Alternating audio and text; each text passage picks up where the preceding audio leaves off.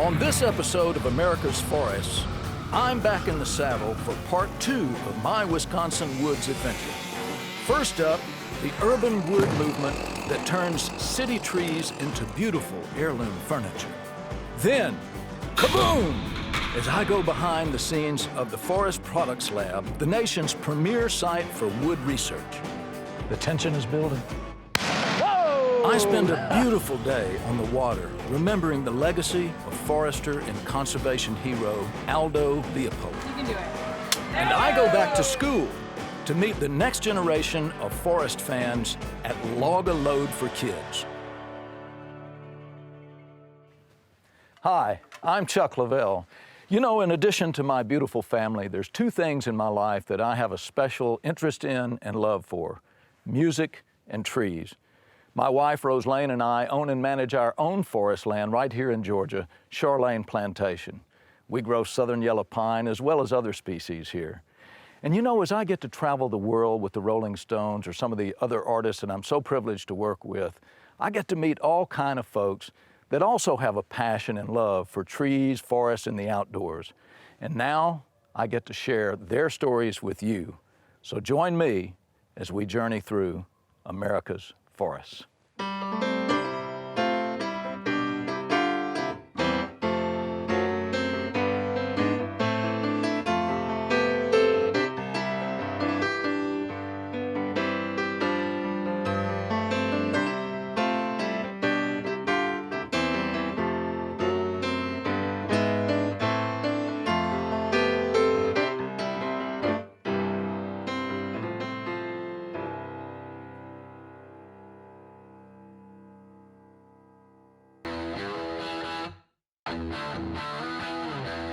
My trip through Wisconsin continues as I head south, passing by cornfields and cow pastures on my way to Wisconsin's largest city, Milwaukee.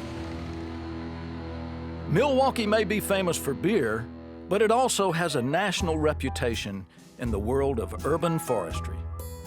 This city is proud of the trees that line its bike paths and boulevards, and it works hard to maintain them. But every once in a while, a tree has to come down, and that's a job for crew chief Najjar Abdullah. Hey, man. Hey, Chuck, how's it going? I'm doing great. You're Najjar, right? Yes, sir. Great. Yeah, well, that's the way to come in, too. That ain't bad, is it? All right. Well, you got something for me to do today? Yes, I do. We have an elm tree we're going to cut down, and Okay. it died from Dutch elm disease. So, All right. I'm going Put me to to work, put you to baby. work here. I'm ready. Okay, how long you been doing this? So, I've been with the forestry department for 23 years. 23 years, man. Yes, You got a sir. little experience, don't you? A little bit, a little bit. Are you from here? Yeah, Chuck, born and raised, and this was one of the reasons, you know, I ended up in the forestry department. I wanted to work for the community which I lived in, and then I love the outdoors. So we have roughly 200,000 street trees. Wow, 200,000 trees. Yeah. That's amazing. Yeah, that's that's a a lot of looking after, man. It definitely is. And we stay busy year-round doing tree work. Keeping those things healthy. That's right. That's great.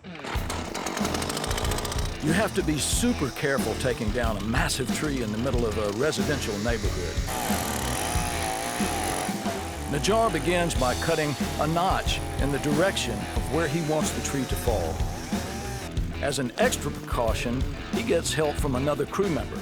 Imani, so we're all set. We have our notch. We're gonna have you apply some pressure on the rope and nice, steady, easy pull on my word. All right, sounds good.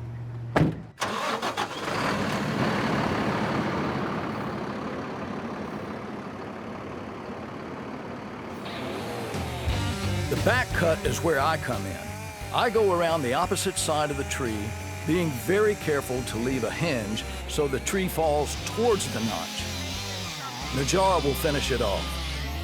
And then it's timber! And it falls exactly where he wanted it. In the past, all the wood from a big tree like this would have gone to waste, destined for a landfill or chipped for mulch. But today, many urban trees have a second life. And around 15 years ago or so, an urban wood movement emerged. Milwaukee, for example, removes 5,000 trees a year in the normal cycle of a tree's life. It could be from damage or insect or natural mortality. If across our country, wood from urban and community tree removals were processed into lumber, it would equal 4 billion board feet a year. To see firsthand just how valuable urban wood can be, I visit the Wood Cycle, a shop started by Paul Morrison in 2001 to turn city trees into stunning pieces of furniture. Paul? Hi, Hey man, Chuck Lavelle. how you doing today? Just great. Looks like quite an operation here. What's the chalk marks here? Cambridge Street's in where this one came from. Any good log like this, we're going to label where it came from, and then all the other numbers are dimensions on how large this piece is. High character slab, you can see lots of knots and stuff. Trees in the city, they branch out lower to the ground, so you get a lot more character in an urban tree than you typically see in a woodlot walnut. Man, this is beautiful. So this is walnut. This is a walnut.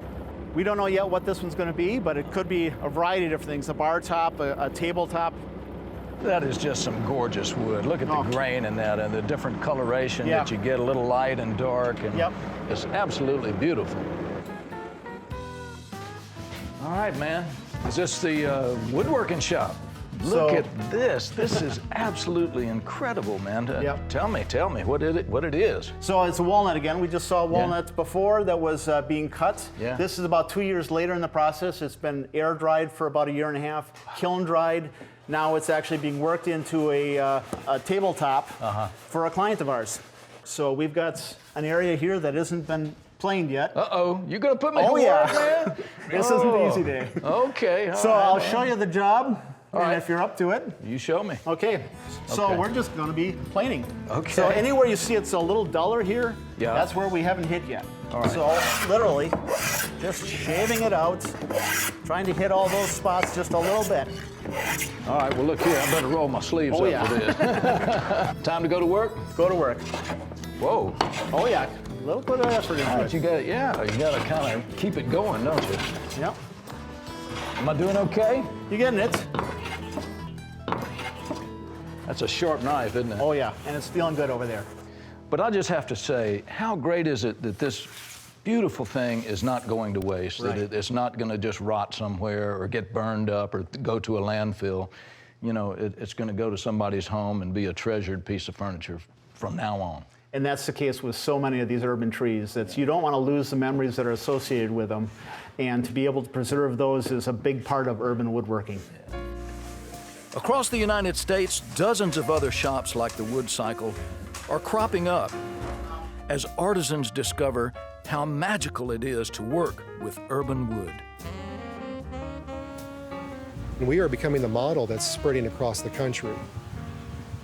Wisconsin is making the template so that municipalities and arborists have a confident path to ensure that these trees can be considered for lumber or for other products that come from trees. We're taking something that somebody doesn't want anymore, it has to be removed, but we're considering it for the highest use. If you consider the farm to table movements around the country, this is tree to table. This is our tree to table movement. Tree to table, tree to chair, tree to dresser. There is nothing like urban trees to beautify our streets and our homes.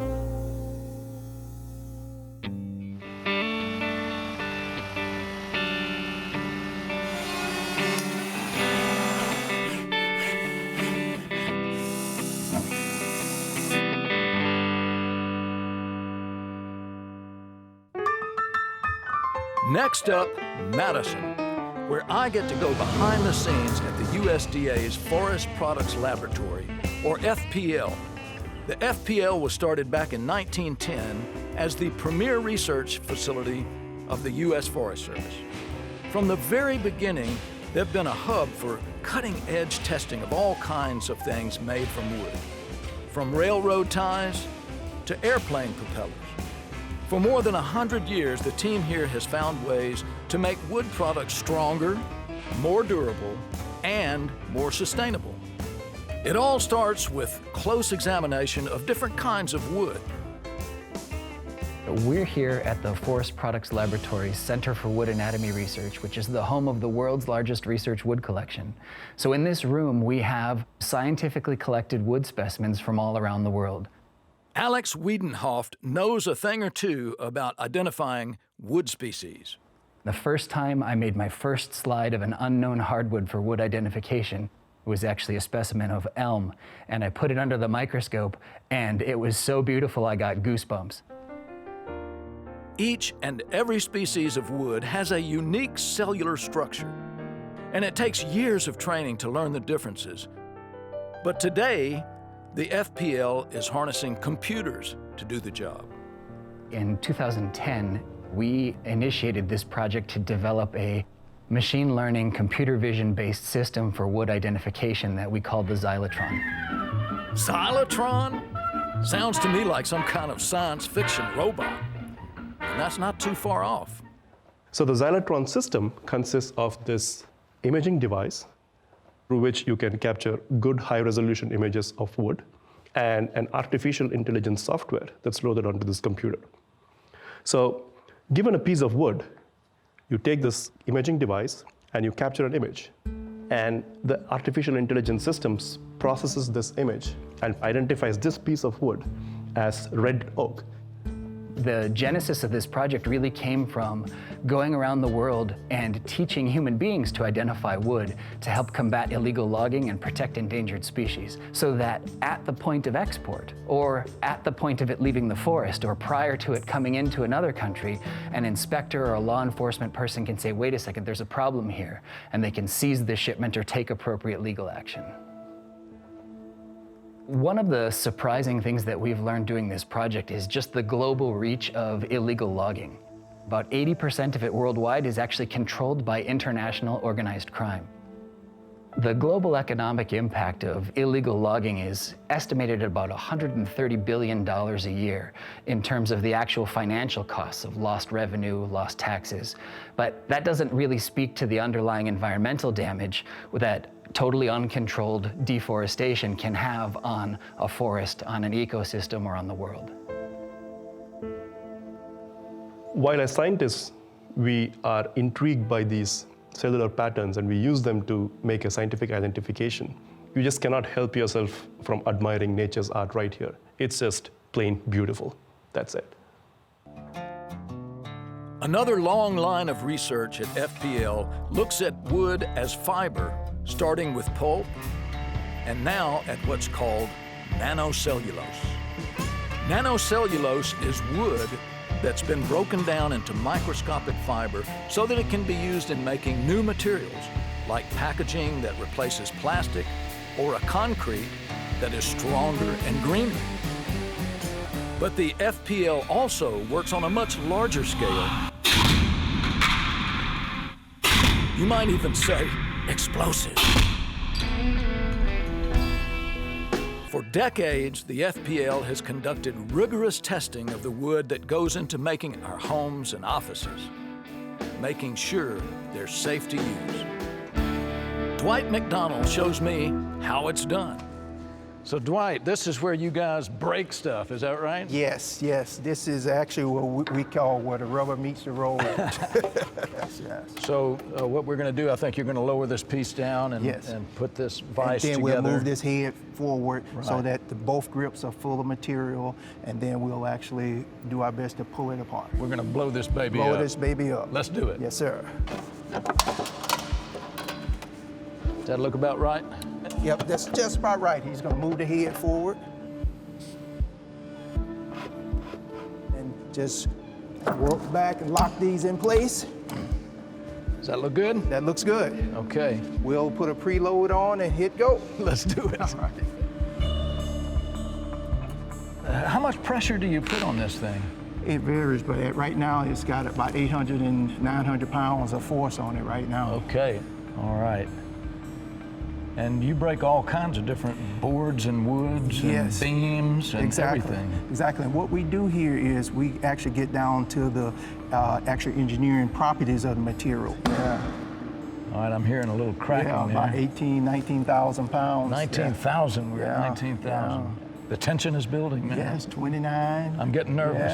Yeah, 30,000. Ooh, 30,000. Ooh.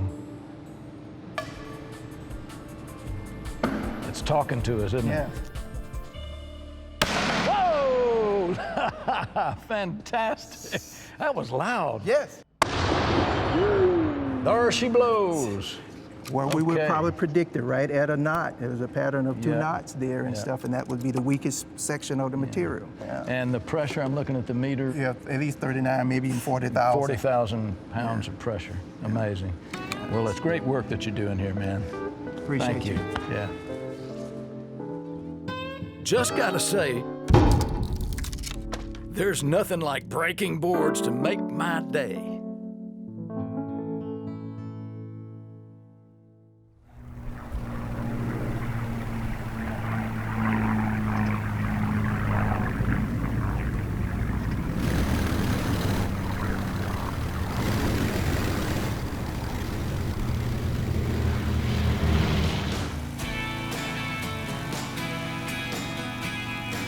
Now it's time to leave the cities behind and head back out on the open road.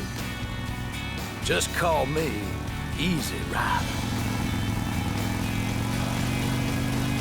You could say I'm on a pilgrimage. I'm headed to the stomping grounds of one of my conservation heroes near the Baraboo Hills.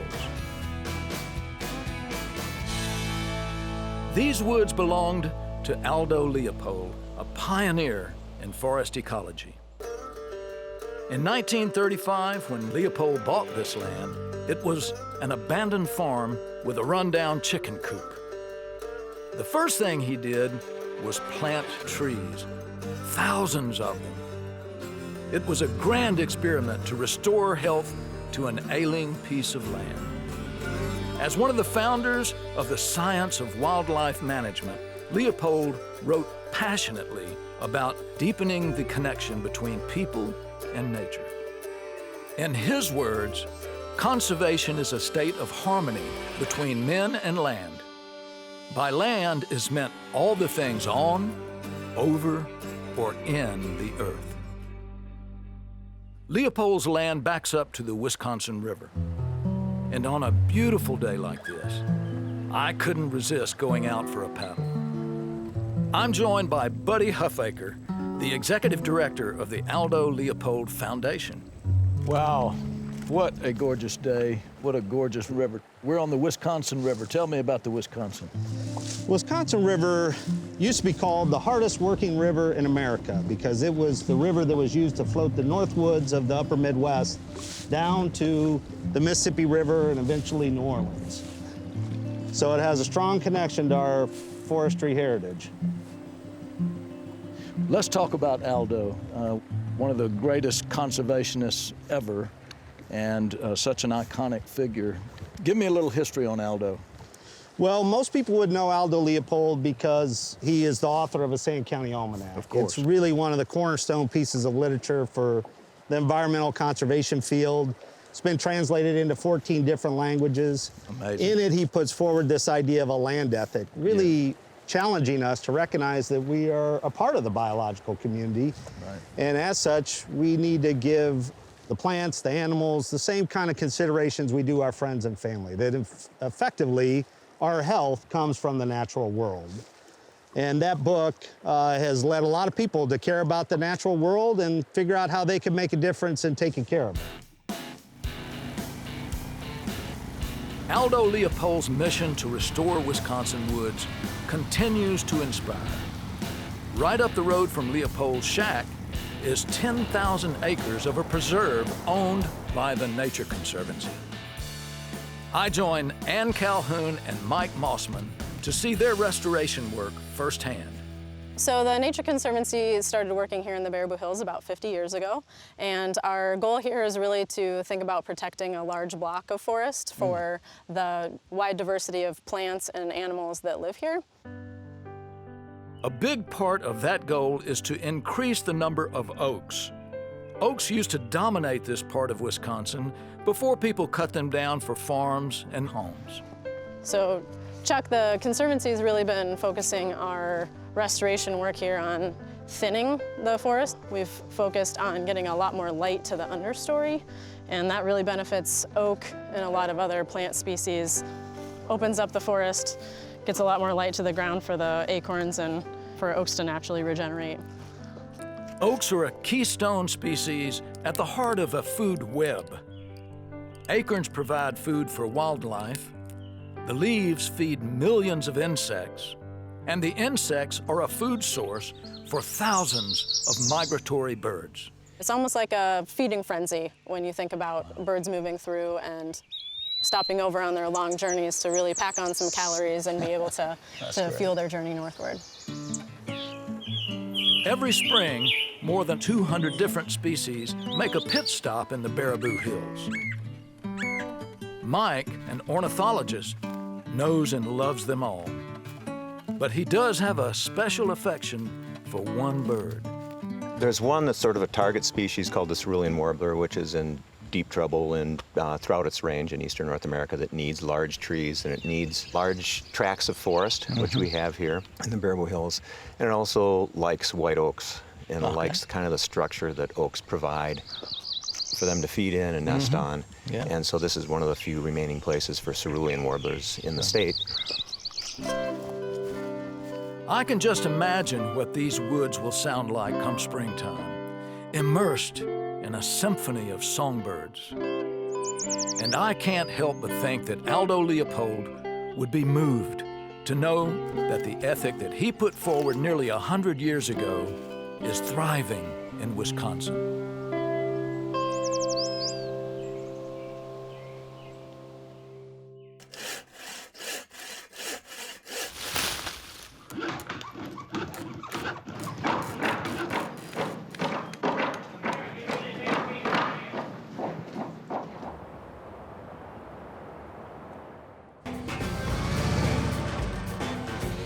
Time to leave the land of Leopold and get back on that Harley. My final stop is just outside of Green Bay in the small town of Swamico. I'm here at a local elementary school to participate in an event to benefit Log a Load for Kids, a national charity run by loggers. I'm gonna make little piles like over here. The day is filled with opportunities to be hands-on with different aspects of forestry. You can do it. Hey, you did it, that's great. Okay. Who knows, maybe one of these kids will end up a tree farmer, like me. Who else has questions? When kids are learning about the forest, they're learning about so many other things that come from it. Look at how long that tail is. Wow. They can then understand why it's so important to sustain that.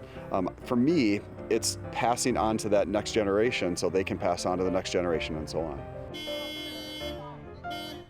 There are 475 fifth graders here today from all across the district. Feel moisture in it? It's organized chaos. Every 15 minutes, they dash off to the next station. Kind of show you what it feels like to be a firefighter. Capping it all off is an active timber harvest, the kids' favorite part, and mine too. How we doing? Good, looks good. I think you got it. It's not just fun to harvest logs, it's also helping a good cause. Every year, Log a Load events across the country raise millions of dollars for charity. Open it up. All the trees harvested today will be sold to benefit children's hospitals. The monies go to the Children's Miracle Network and the Children's Hospital of Wisconsin. Beautiful. And so far in Wisconsin and Upper Michigan, 1.1 million have been donated. Wow. In 18 years thereabouts. And I just think it's so great because it's a community effort and it helps those kids immensely, doesn't it? Yes, it does. Log a Load fundraising happens all over the country, but in Wisconsin, there's a twist.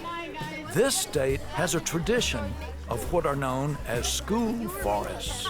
A school forest is a parcel of land that is owned by a school district that is sustainably managed and provides educational opportunities. So we like to think of it as an outdoor classroom. It's a classroom without walls. In the 1920s, educators saw an opportunity to get kids outside to restore Wisconsin's clear-cut forests. The schools bought land and started replanting trees. Today, more than 400 schools have their own woods. The magic of it, first of all, is that we have the forest on our property. So we can walk out to the forest and teach the kids literally in the forest. This is my elementary school, so I've been in these woods a lot. I think it's really cool that people would take time out of their day to come teach kids like us who don't really know woods stuff. So I think that's really cool. If a tree is stressed and all that, growth rings would be really small. Everyone at the Log a Load event is a volunteer, inspired to pass along their passion for the woods. Every portion of a tree has value to it. Will they remember this? Absolutely. They will absolutely remember what they got to see today. That's more important to me than passing the test. That's more important to me than knowing that they read the book, because they'll remember this because they were engaged in it all day long. And I will always remember my trip through Wisconsin. The forests, the people, and of course, that motorcycle. Thanks so much for watching, and I hope you'll join us on the next episode of America's Forests with me, Chuck Leavell. In the meantime, enjoy the woods and enjoy the music.